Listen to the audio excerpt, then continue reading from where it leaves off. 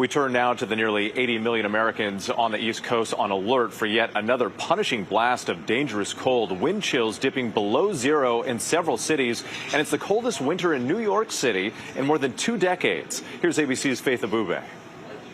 Tonight, as millions across New York City are feeling the coldest winter in decades, the message is simple: stay indoors. When the cold is this deadly, we need to meet the moment and leave no stone unturned.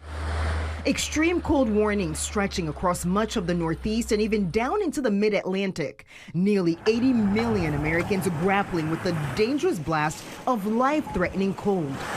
Wind chills expected to plunge down to 25 degrees below zero in some places. Rescuers in Queens, New York, braving the brutal temperatures.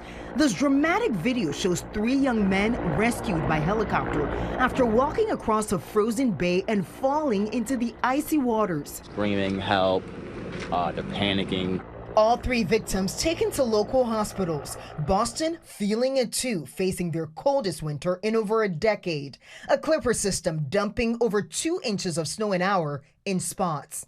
And we're here in New York City. Temperatures are dropping dramatically this evening. The winds are also picking up, and by tomorrow morning, it could feel like up to 20 degrees below zero. Whit.